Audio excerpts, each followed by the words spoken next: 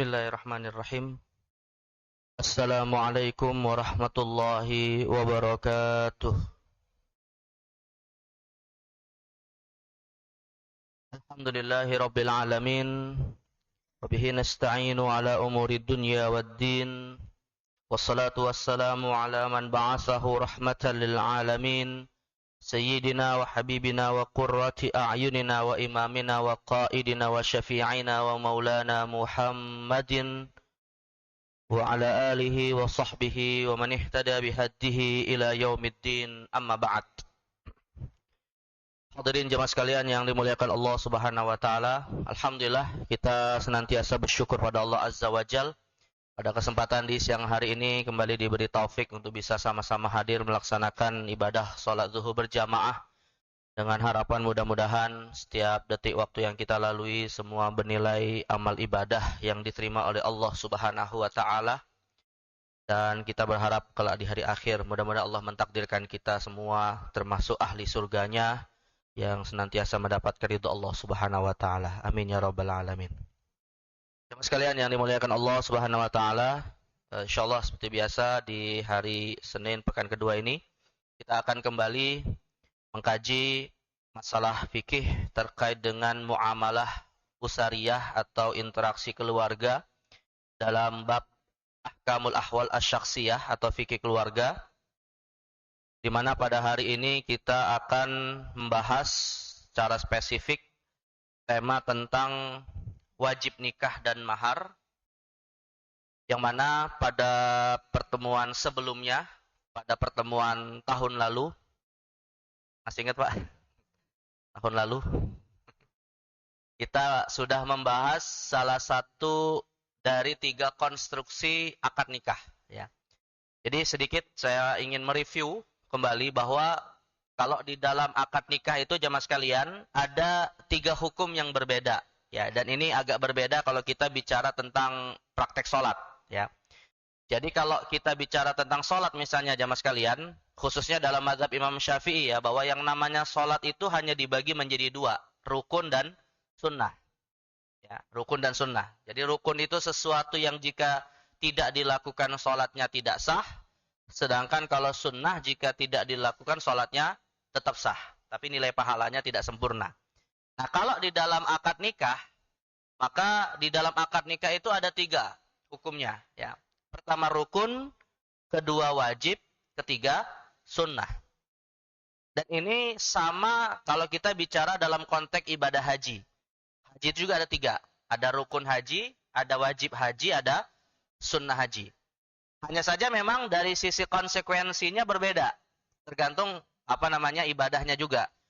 Kalau rukun, hakikatnya kalau antara rukun nikah sama rukun haji sama Pak. Sesuatu yang jika tidak ada maka nikah dan hajinya tidak sah. Ya, jadi rukun itu standar yang membuat suatu ibadah itu sah. Jika tidak ada maka tidak sah. Kalau kita bicara bab nikah, maka rukun nikah ya sudah kita bahas pada pertemuan sebelumnya, ada 4. Ya, adanya 2 mempelai, adanya ijab qabul, kemudian wali atas si wanita, dan ada 2 saksi. Ya. Tapi kalau wajib nikah, Pak, nah ini sama seperti haji, sesuatu yang tidak membuat pernikahan itu tidak sah jika tidak ada, begitu juga dengan haji, tapi konsekuensinya berbeda. Kalau tidak ada, kalau kita bicara haji Pak, wajib haji itu jika tidak ada, hajinya tetap sah, tapi harus membayar dam. Ya, kalau tidak bisa bayar dam, maka diganti dengan puasa sebanyak 10 hari. Itu kalau kita bicara wajib haji. Misalnya adalah ihramnya tidak dari mikot seperti haji tamattu. Maka yang melakukan haji tamattu seperti kita dari Indonesia Pak, rata-rata kalau kita hajinya dari Indonesia itu pasti haji tamattu. Dan kita pastinya pakai baju ihram yang keduanya bukan dari mikot, tapi dari penginapan masing-masing. Maka di sini kita meninggalkan wajib haji, yaitu ihram dari mikot, dan kewajibannya adalah harus menggantinya dengan dam. Ya, tapi hajinya tetap sah nggak Pak? Tetap sah. Jadi walaupun hajinya sah, namun ada sesuatu yang dilanggar. Nah, sedangkan kalau kita bicara dalam bab nikah Pak, sama ya, wajib nikah itu artinya sesuatu yang jika dilanggar nikahnya tetap sah, Tapi ada konsekuensi terhadap orang yang tidak menjalankannya, yaitu dia bisa jadi berdosa. Nah, dalam hal ini adalah yang dimaksud dengan wajib nikah pembayaran mahar. Jadi hari ini kesimpulannya, ya panjang lebar saya sampaikan tadi Pak, kita ingin membahas tentang masalah mahar. Jadi mahar nikah itu di dalam akad nikah hukumnya bukan rukun, tapi sebatas wajib. Artinya kalau misalnya nih Pak, ada pernikahan di mana tidak ada mahar, nikahnya sah atau tidak? Hah? Suami istri sepakat tidak membicarakan mahar Pak, pokoknya ya nikah lah, ijab kabul, ada 2 mempelai, ada 2 saksi, ya, ada akad, nggak ada bicara tentang mahar, sah nggak nikahnya Pak? Nikahnya tetap sah. Ya, jadi tidak ada kemudian konsekuensi dari pembatalan nikah gara-gara tidak ada mahar. Tapi mahar ini merupakan hak istri Pak, seperti nafkah. Yang mana kalau istri memintanya sebagai hak, suami tidak menunaikannya, maka suaminya berdosa. Nah, jadi artinya penunaian mahar ini tidak membatalkan akad nikah jika tidak dilakukan, tapi menyebabkan pihak suami berdosa. Nah, sedangkan insyaAllah pada pertemuan yang akan datang kita akan bahas hukum yang ketiga, sunnah-sunnah nikah. Ya, kalau sunnah nikah, maka sesuatu yang melengkapi suatu pernikahan, tidak sampai membatalkan pernikahan jika tidak ada, dan tidak ada pihak yang berdosa. Ya, misalnya kalau dalam di antara sunnah nikah itu Pak, misalnya adalah mengadakan resepsi pernikahan, walimatul urus. Ya, walimatul urus itu ada dan tidak adanya nggak ada masalah gitu ya. Nikahnya tetap sah dan tidak ada yang berdosa.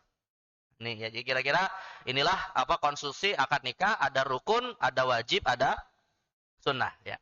Baik. Nah, ini sekali lagi kalau kita bicara dalam konteks nikah dan haji. Tapi kalau kita bicara dalam konteks ibadah yang lain seperti sholat dan puasa, maka rata-rata para ulama mengatakan wajib dan rukun itu sama saja. Ya. Namun berbeda kalau kita bicara dalam bab haji dan bab nikah. Baik, jemaah sekalian, bukan Allah Subhanahu wa taala, sekarang kita akan membahas bagaimana konsep pemberian mahar di dalam Islam dalam bab pernikahan dan juga hal-hal lain yang terkait, ya. Nah, ini langsung dari akhir, ya. Baik, kita awali jemaah sekalian dari pengertiannya. Ya, pengertian mahar. Jadi, mahar itu, Pak, didefinisikan oleh para ulama, misalnya oleh Imam Al-Khatib Asy-Syirbini dalam kitabnya Mughnil Muhtaj fi Syarhil Minhaj. Beliau mengatakan mahar itu adalah ma wajaba binikahin aw wat'in aw tafwiti but'in qahran. Jadi mahar itu adalah harta yang wajib diserahkan karena suatu sebab pernikahan atau karena hubungan seksual di luar pernikahan. Ya, atau karena sebab hilangnya keperawanan. Artinya, jemaah sekalian, kalau kita menyebut istilah mahar ini, Pak, sebenarnya mahar ini sesuatu yang wajib tidak harus lewat jalur pernikahan yang sah. Seandainya ada terjadi pernikahan yang tidak sah, lalu dibatalkan, maka tetap pihak si suami yang tadi nikahnya tidak sah harus membayar mahar. Misalnya begini, Pak. Ada pernikahan, contoh yang sudah kita bahas pada pertemuan sebelumnya adalah nikah yang batal disepakati para ulama, kawin kontrak misalnya, Pak. Ya, kawin kontrak. Jadi pernikahan yang di akadnya itu dibatasi. Saya terima nikahnya hanya untuk 1 pekan saja. Nah, nikah seperti ini sah nggak, Pak?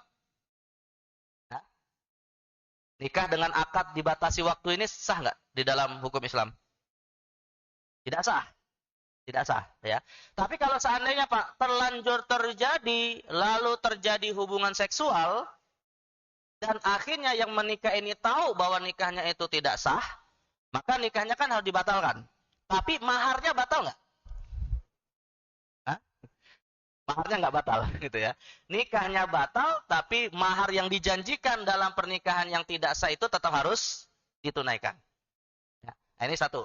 Atau contoh lain, Pak. Ada juga misalnya pembayaran mahar di luar akad nikah, ya. Contoh misalnya gini, saya pernah ditanya oleh salah seorang mahasiswa saya di kampus, Pak. Begini pertanyaannya, Ustadz, di tempat saya itu ada terjadi suatu kecelakaan. Ini biasa kalau istilah kecelakaan itu biasanya apa konotasinya, Pak? Hubungan luar nikah, zina, ya. Biasanya, Pak, tradisi di masyarakat kita kalau ada sepasang muda-mudi berbuat zina, Pak, biasanya diapain, Pak? Dinikahkan kan? Ya, nikahkan. Tapi yang jadi masalah begini, kata mahasiswa saya itu yang bertanya, Ustadz, ini terjadi perzinahan, namun yang berzina ini antara paman dengan keponakan. Ya, antara paman dan keponakan. Ya, mungkin bisa jadi Pak dari sisi umur nggak terlalu jauh gitu ya. Bisa jadi. Karena saudara orang tua itu bisa jadi Pak orang tuanya sudah menikah lebih muda, punya anak, kakek nenek apa orang tua dari orang tuanya ini melahirkan lagi gitu Pak. Jadi hubungan antara paman dengan anak saudara atau keponakan itu tidak terlalu jauh. Ya, wal billah terjadi perzinahan Pak. Padahal antara paman dengan keponakan boleh nggak nikah? Nah, boleh nggak? Nggak boleh nikah, ya, karena paman itu mahram, sebagaimana keponakan mahram. Yang boleh nikah itu dari hubungan nasab adalah sepupu saja, ya. Hubungan nasab yang boleh menikah hanya sesama sepupu. Tapi kalau keponakan paman, nah ini tidak boleh menikah. Tapi yang jadi masalah Pak itu tadi tradisi masyarakat kita gara-gara zina harus dinikahkan karena sebagai bentuk tanggung jawab dari pihak laki-laki yang menzinai pihak wanita. Nah, lantas gimana solusinya Pak? Gara-gara zina tadi. Apa boleh nggak dinikahkan? Padahal mereka mahram. Ya, setelah kita katakan Pak bahwa itu adalah dosa besar, kita ingatkan untuk mereka taubat dan seterusnya ya. Nah, maka saya katakan kepada yang bertanya, untuk menikahkannya jelas nggak boleh, orang mereka mahram. Tapi bisa saja pihak laki-laki tetap bertanggung jawab secara ekonomi, secara harta, memenuhi kebutuhan wanita yang dizinahi. Ya, dalam bentuk misalnya adalah seperti ini pemberian mahar ataupun dalam bentuk pemberian-pemberian yang intinya adalah sebagai bentuk tanggung jawab. Sampai misalnya kalau hamil anaknya sampai lahir, nah itu tetap diberi tanggung jawab atas sebab kesalahan dia tadi. Nah, tapi dari sisi pernikahannya tetap tidak dibolehkan. Nah, maka sekali lagi definisi mahar ini lebih luas daripada pemberian di dalam suatu ikatan pernikahan yang sah. Nah, ada hal lagi yang unik, Pak. Terkait dengan istilah mahar. Rupanya ya, kalau kita baca ayat Al-Quran, Pak, dari Al-Fatihah sampai An-Nas, tidak akan kita temukan istilah mahar. Jadi mahar itu malah disebutkannya itu dengan istilah-istilah yang substansinya sama, pemberian karena suatu pernikahan, tapi tidak pakai istilah mahar. Ya, nanti kita temukan ada istilah sodak, ada istilah sodako, ada istilah nihlah, ya. Yang intinya sih maknanya sama, yaitu pemberian yang wajib ditunaikan karena suatu pernikahan. Namun malah kita temukan istilah mahar itu Pak, di dalam hadis Nabi, tapi konteksnya bukan karena pernikahan. Ya. Misalnya dalam hadis riwayat Imam Bukhari dan Muslim dari Abi Mas'ud Al-Ansari radhiyallahu anhu, dia bercerita anna Rasulullah sallallahu alaihi wasallam naha, bahwa Nabi SAW melarang ya hasil dari tamanil kalbi, jual beli anjing. Jadi yang bekerja sebagai pedagang anjing itu di dalam Islam sebenarnya tidak halal penghasilannya ya. Yang kedua mahrul bagi, mahar dari zina, prostitusi. Wahulwanil kahin, dan upah dari perdukunan. Nah, kalau kita baca hadis ini Pak, mahar yang dimaksud ini maknanya negatif atau positif? Mahar zina. Halal atau haram? Nah, mahar dari zina itu halal atau haram? Ya, jelas haram Pak, jelas haram ya. Apalagi zaman sekarang Pak, istilah mahar lebih luas lagi. Ada mahar politik, ada mahar apa ya. Macam ya, politik aja ada maharnya gitu. Jadi artinya istilah mahar tuh penggunaannya lebih luas daripada sekedar pernikahan saja ya. Nah, namun dalam hadis ini sih ya terlepas makna maharnya tidak dalam konteks pernikahan, Nabi menyebut istilah mahar ini dalam konteks yang negatif. Tapi kalau misalnya nih Pak, mohon maafnya ya, ada seorang wanita atau laki-laki, kalau laki-laki apa istilahnya Pak? Laki-laki yang menjual diri itu. Hah? Kan ada Pak, ya, bukan hanya wanita aja gitu ya. Ada juga laki-laki apa jual diri dapat upah itu apa istilahnya Pak? Gigolo ya. Nah, kira-kira Pak kalau ada laki-laki atau perempuan yang seperti ini pekerjaannya ya sebagai PSK atau apa misalnya, lalu dia ingin taubat padahal selama ini pemasukannya dari kerjaan seperti itu Pak, apa yang dia lakukan harus Pak?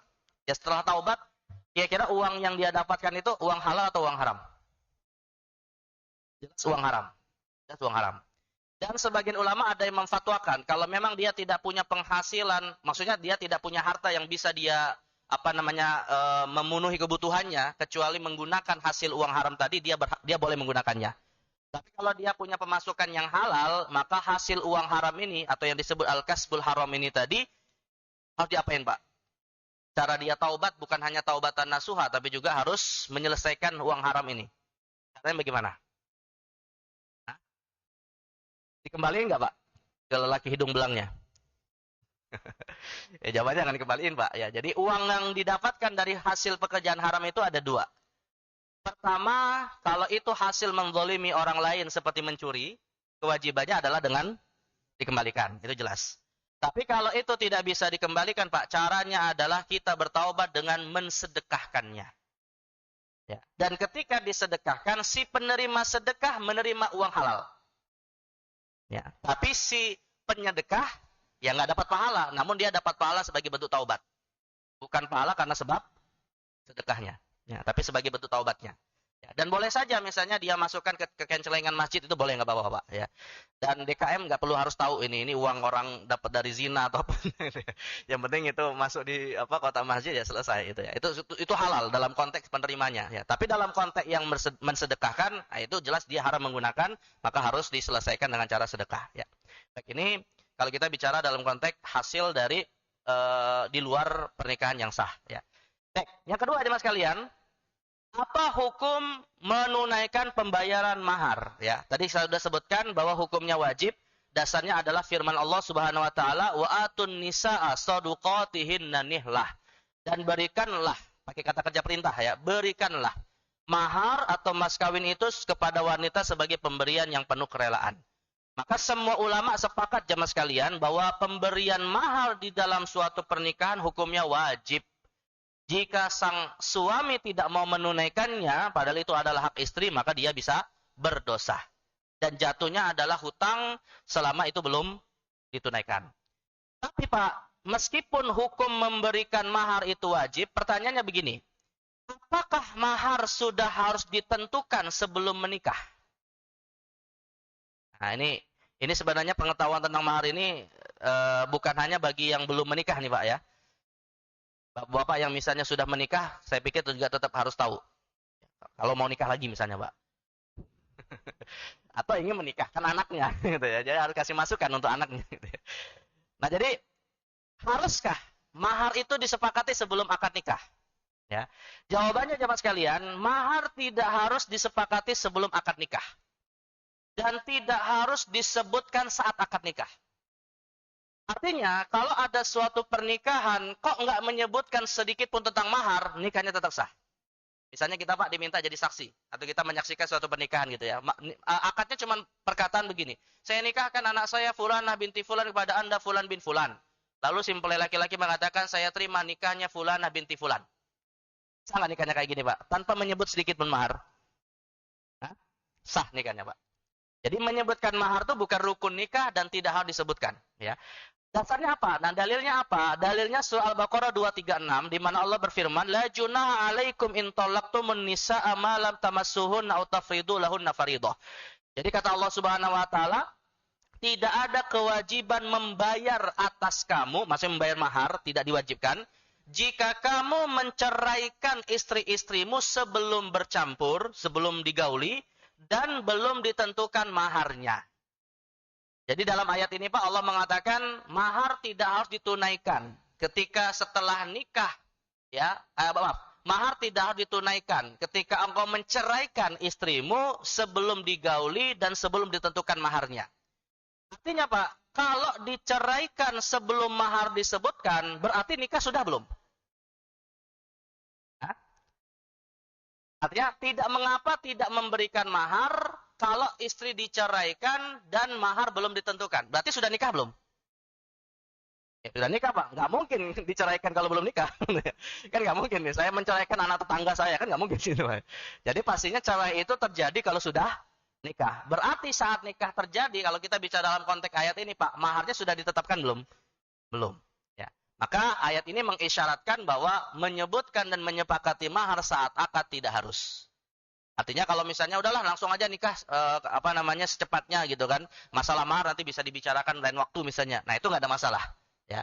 Nah, ini hukum yang pertama. Hukum yang kedua, maka yang wajib itu hakikatnya adalah ditunaikan mahar. Tapi bagaimana Pak kalau misalnya dalam pernikahan itu tidak ada mahar? Ya. Jadi walaupun dia tidak wajib disebutkan dalam akad, bagaimana kalau memang tidak ada mahar sama sekali? Maka ini tergantung dalam dua kondisi.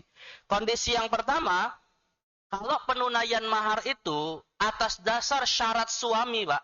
Jadi sang calon suami mengatakan, saya akan menikahimu dengan syarat tidak mau bayar mahar. Ya. Kalau ada suami kayak gini misalnya Pak ya. Maka nikahnya yang sudah dilakukan tetap sah dan syarat yang disampaikan oleh sang suami batal. Ya, artinya syarat ini tidak membatalkan akad, tapi membatalkan syaratnya. Nikahnya tetap dinilai sah. Dan suami kalau tetap tidak ingin membayar, Pak, maka dia berdosa. Ya. Sedangkan kalau pembayaran mahar itu tidak dilakukan atas dasar kerelaan istri, ya, misalnya ada seorang wanita yang sudah kaya raya, Pak, dia ingin dapat status sebagai istri aja lah gitu ya, dinikahi oleh seorang, udah nggak usah mikirin mahar lah, pokoknya saya mau nikah aja, yang penting punya suami. Nah, maka istri kan rela di sini tidak menerima mahar, maka nikah seperti ini sah dan sang suami tidak berdosa. Ya, karena sekali lagi mahar itu hak siapa, Pak? Hak istri atau hak wali? Nah, ini saya pertegas ini, Pak ya. Saya mahar itu hak istri atau hak wali sang istri? Karena kadang di masyarakat kita ada yang memahami, Pak, bahwa mahar itu milik siapa? Hah? Milik istri atau milik bapak ibunya? Nah, milik siapa? Ada sebagian orang memahami, Pak, itu milik orang tuanya gitu kan. Nah, padahal yang namanya mahar itu milik sang istri. Nah, itu jadi maka itu sepenuhnya atas dasar kerelaan dia, mau nerima atau tidak. Bahkan yang menentukan, Pak, yang menentukan nilai mahar itu siapa? Orang tua istri atau sang istri? Yang menentukan nilai mahar. Ini kita akan bicara nilai mahar nanti, Pak. Siapa yang punya hak menentukan, maksud saya? Istri. Ya, masalah orang tua memberi masukan silakan saja, nggak ada masalah. Tapi sepenuhnya itu adalah hak istri. Ya, masalahnya kadang ya mohon maafnya ada orang tua yang terlalu campur tangan dalam urusan pernikahan siapa anaknya ini. Ya. Dan lebih lagi Pak di masyarakat kita kadang yang namanya pemberian di luar mahar sama mahar mana yang besar Pak? Antara bawaan-bawaan istilahnya gitu ya. Dengan mahar itu mana yang besar biasanya Pak? Hah? Nah, itu tradisi ya. Kalau bawaan-bawaan itu tradisi saja. Tapi hakikatnya sebaiknya Pak, yang namanya pemberian itu mahar lebih besar daripada bawaan-bawaan. Karena yang namanya mahar itu sebenarnya juga sebagai suatu bentuk preventif ya. Kalau suatu waktu misalnya ada masalah ekonomi di antara suami istri itu. Ya. Makanya nanti akan kita sebutkan Pak, nilai mahar itu yang paling baik sebenarnya yang memudahkan. Ya. Tapi kalau dibandingkan antara banyak dan sedikit, sebaiknya yang banyak. Kalau si suami mampu. Nanti akan saya sebutkan ada dua alasannya Pak. Ya, ada dua alasan. Dan kita sebutkan dulu, apa bentuk mahar yang disyariatkan di dalam Islam? Nah, bentuk mahar itu bisa dalam 3 bentuk, jamaah sekalian. Bisa dalam bentuk saman atau uang, bisa dalam bentuk musamman atau benda, dan bahkan bisa dalam bentuk ujroh atau upah. Ya. Nah, jadi kalau dalam bentuk saman, Pak, misalnya seperti maharnya Nabi Muhammad. Nah, Nabi Muhammad maharnya berapa kira-kira, Pak ya? Kalau kita ingin menteladani Rasulullah, nah ini saya ingatkan, Pak ya, kalau menteladani Rasulullah jangan ngomongin poligaminya aja, Pak. Tapi ngomongin juga maharnya gitu ya. Karena mahar Rasulullah itu juga dianjurkan kata Imam Nawawi dalam kitab Al-Majmu', barang siapa ingin menikah sebaiknya memberi mahar senilai maharnya Nabi Muhammad SAW. Ya. Dan Sayyidah Aisyah radhiyallahu anha Pak pernah ditanya oleh Urwah bin Zubair ya tentang kam kana sadaqu li azwajihi SAW. Berapa mahar istri-istri Rasulullah ketika Nabi menikahinya? Aisyah mengatakan Pak, ya beliau mengatakan khamsumi'ati dirham. Maharnya Nabi Muhammad kepada istri-istri beliau dalam hadis riwayat Imam Muslim itu nilainya 500 dirham. Maka Imam Nawawi mengatakan mahar terbaik dalam suatu pernikahan menteladani Nabi nilainya 500 dirham. Itu ada nilai pahala karena menteladani Nabi SAW. Nah 500 dirham Pak, kalau kita rupiahkan hari ini berapa? Karena uang dirham kan termasuk uang ilegal di negeri kita. Artinya belum diakui lah itu ya. Karena sempat ada kasus di Depok itu kalau nggak salah kan. Nah kalau kita konversikan Pak ke rupiah, kurang lebih ya dirham itu mata uang perak.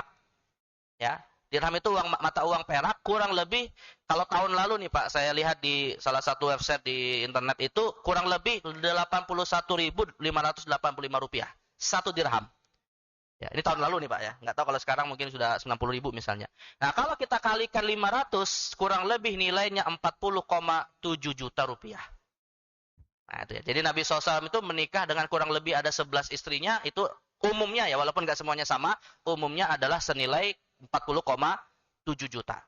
Ini jelas hadisnya sahih riwayat Imam Muslim, Pak. Ya, adapun kalau kisah-kisah Nabi kasih mahar 100 unta, itu riwayatnya masih ini jelas riwayat Imam Muslim yang tegas disebutkan 500 dirham dan disebutkan dalam kitab-kitab fikih, ya. Nah, ini Nabi SAW jadi maharnya berapa, Pak?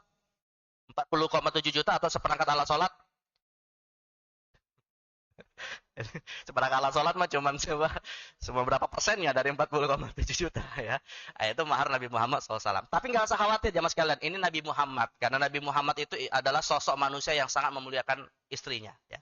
Tapi Nabi memberikan kemudahan kepada beberapa sahabat. Ada sebagian sahabat Pak, maharnya ya suatu yang kecil, walau yang penting bermanfaat ya. Ada seorang sahabat ketika menikah dengan seorang wanita dari Bani Fazaroh, itu maharnya Pak cuman na'lain, sepasang sendal. Ada saya nggak tahu nih sendalnya sendal baru atau sendal nemu di mana gitu ya, sepasang sendal gitu ya. Nah, kemudian sang wanita ditanya oleh Nabi, "Araditi an nafsiki wa maliki bina'lain?" Ridhokah dirimu dinikahi dengan sepasang sandal? Akhirnya wanita itu mengatakan, "Na'am, aku ridho ya Rasul." Fa ajazahu. Maka Nabi bolehkan pernikahan itu. Nah, artinya Nabi SAW memberikan kemudahan bahwa yang penting dia punya nilai dan bermanfaat. Ya, berapapun nilainya. Contohnya adalah sepasang sandal. Ya. Bahkan jamaah sekalian, ya bisa yang namanya mahar itu dalam bentuk upah, Pak. Ya. Jadi upah ini disyariatkan dalam pernikahan Nabi Musa dalam Al-Quran. Tapi syariatnya siapa, Pak? Syariatnya Nabi Musa atau syariat Nabi Syuaib? Mahar dalam wujud jasa. Ya. Kita tahu kan dalam sejarah, Pak, bahwa Nabi Syuaib itu menantunya adalah Nabi Musa, ya, di Madian. Ketika Madian dihancurkan, Nabi Syuaib hijrah, ketemulah dengan Nabi Musa. Dinikahkan dengan salah satu anaknya, Pak. Tapi saat itu, Pak, yang sudah jadi Nabi siapa? Nabi Syuaib atau Nabi Musa yang sudah jadi Nabi? Apa dua-duanya? Baru Nabi Syuaib. Nabi Musa belum jadi Nabi. Ya, karena Nabi Musa itu baru diangkat menjadi Nabi setelah beliau menikah 10 tahun bersama anak Nabi Syuaib. Maka syariat di dalam Al-Quran menyebutkan, Pak, di antara syariat Nabi Syuaib alaihissalam itu adalah boleh menikah dengan mahar berupa jasa. Kata Nabi Syuaib kepada Nabi Musa, "Inni uridu an unkihaka ihda ibnatayya hataini ala an ta'jurani thamaniya hijaj wa in atmamta asyran famin indik." Kata Nabi Syuaib kepada Nabi Musa, "Aku ingin menikahkan salah satu dari dua anakku ini dengan dirimu dengan mahar bekerja." Ya, kepada Nabi Syuaib selama 8 tahun.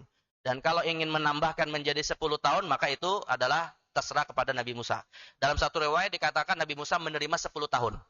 Jadi artinya, Pak, maharnya nikah Nabi Musa saat itu adalah bekerja mengembalakan kambing selama 10 tahun. Nah, jadi kalau misalnya kita, Pak, nggak punya harta tapi punya tenaga, boleh, Pak, maharnya dalam wujud jasa. Misalnya ngomong sama saya terima nikahnya dengan mahar menjadi supir istri saya 10 tahun. Boleh, nggak apa-apa. Jadi intinya memberi manfaat kepada istrinya, gitu ya. Dan tidak mesti dalam bentuk benda, gitu ya. Bahkan di dalam hadis, Pak, Nabi pernah membolehkan mahar dalam wujud apa? Bacaan Al-Quran. Nah, mahar dalam wujud bacaan Al-Quran itu, Pak, ya ketika Nabi bertanya, apakah engkau hafal surat sekian, ada yang mengatakan surat Al-Kafirun, ada surat Al-Ikhlas, seterusnya ya. Itu kata para ulama, termasuk kategori mahar jasa. Tapi Pak, Imam An-Nawawi dalam kitab Rawdatul Thalibin menjelaskan mahar kalau dalam wujud Al-Quran itu harus memenuhi 3 syarat. Karena dia fungsinya jasa, bukan hanya sekedar didemonstrasikan ketika akad. Karena sekarang ini banyak juga, Pak, pemuda-pemuda hijrah ini. Maharnya pakai apa, Pak? Nah, bacaan Quran, surat Ar-Rahman, ya, surat apa lagi? Al-Hujurat, atau surat Al-Baqarah kalau mau misalnya, Pak. Nah, jadi mahar bacaan Quran itu, Pak, kata Imam Nawawi disyaratkan 3 hal. Karena dia masuk kategori jasa. Yang pertama, Al-Quran yang disampaikan itu yang akan dijadikan mahar adalah ayat Al-Quran yang dibatasi. Misalnya surat apa yang mau dijadiin mahar. Ya, jadi nggak bisa misalnya maharnya adalah hafalan Quran misalnya. Itu harus dibatasi. Yang kedua, Pak, syarat yang kedua ini adalah belum dikuasai istrinya. Belum dihafal istrinya. Jadi kalau misalnya maharnya adalah surah Al-Fatihah. Nggak sah, bukan nggak sah, maksudnya belum terpenuhi. Siapapun pasti hafal soal Fatihah gitu. Makanya, Pak, tidak boleh mahar hafalan Quran kalau istrinya hafizoh. Karena nggak dapat apa-apa dari hafalan itu, istrinya udah hafal sebelumnya. Dan yang ketiga, maharnya harus diajarkan. Nah, jadi kalau maharnya istrinya belum hafal surah Al-Hujurat, maka kemudian ya udah maharnya hafalan Quran dalam bentuk surat Al-Hujurat yang itu harus ditunaikan dengan cara diajarkan kepada istrinya. Tapi bagaimana, Pak, kalau bertahun-tahun diajarkan gak hafal-hafal itu istrinya, Pak? Sudah terpenuhi belum maharnya? Karena istrinya gak hafal-hafal. Nah, dalam kasus ini Pak, kalau belum dihafal oleh istrinya, maka belum terpenuhi maharnya. Dia masih punya hutang mahar gitu di situ ya. Tapi kalau misalnya Pak, waduh istri saya bebel banget, sulit banget ngafalnya gitu. Boleh nggak diganti Pak?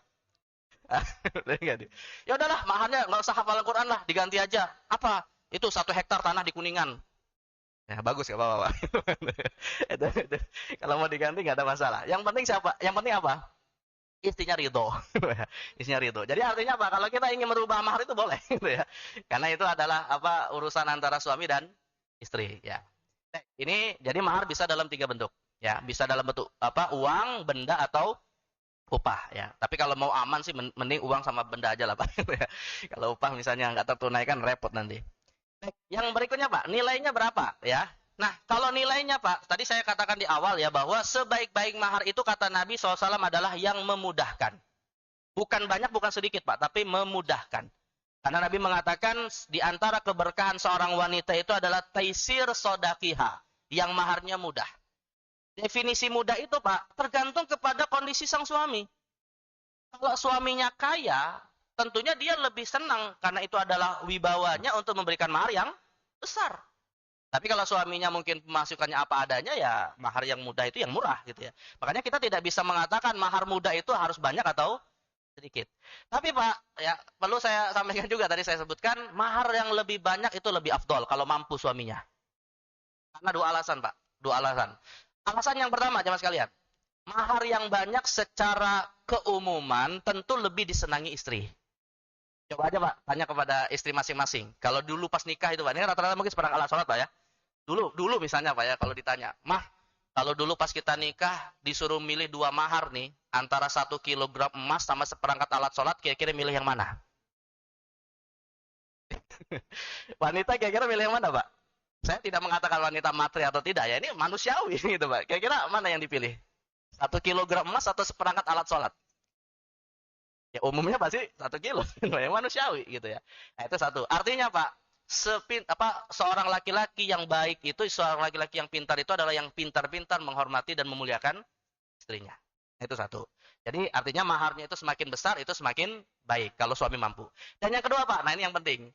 Ya di dalam kitab-kitab fikih nih Pak dikatakan mahar yang banyak itu bisa mengurangi keinginan sang istri untuk menggugat cerai.